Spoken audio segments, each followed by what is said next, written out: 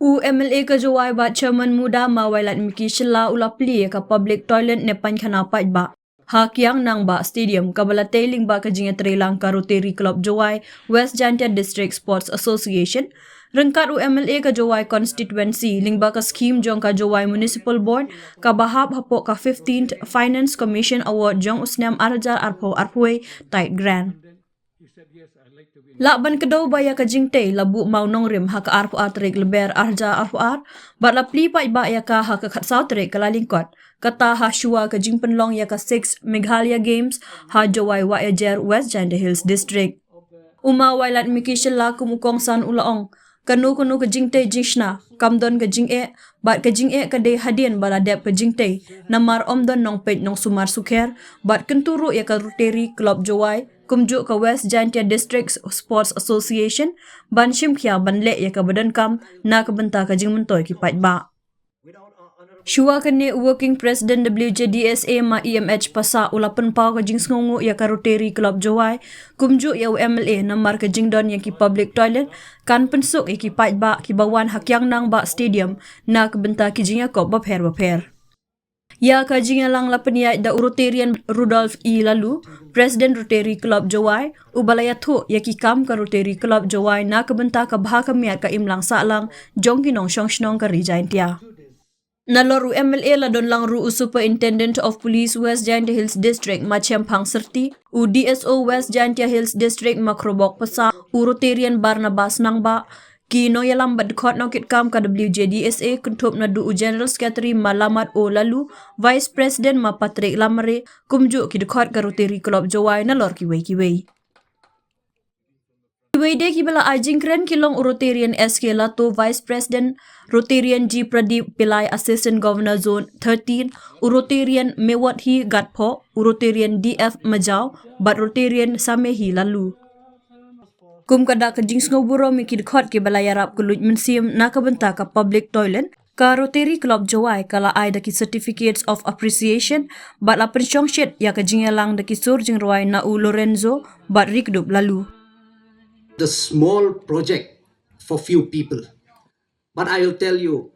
this is one of the most important project as well at the same time, because if we see like the working president has mentioned that no doubt we have a public toilet in the other side of the ground, but we don't have any toilet on this side of the ground. And during the many important matches during the year, then it's become very difficult for the public who need to ease themselves. So really, I really like to congratulate the member of the Rotary Club for coming forward with this project, and I'm confident that this will be help the people at large in the midst of to start with the Meghalaya Games. As today the sports contingent has arrived, because from tomorrow the football matches will start. We have been doing so much, but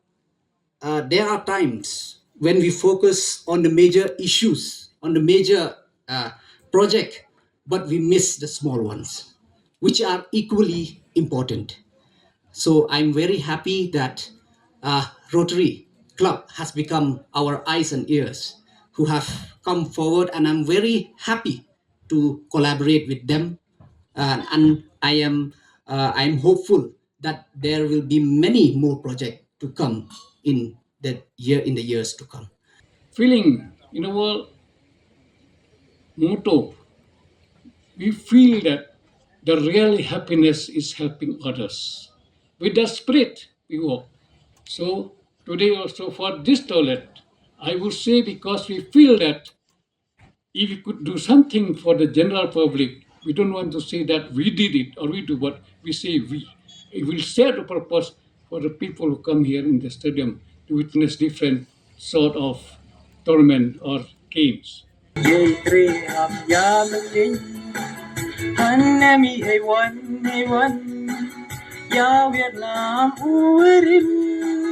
iatri uli kendong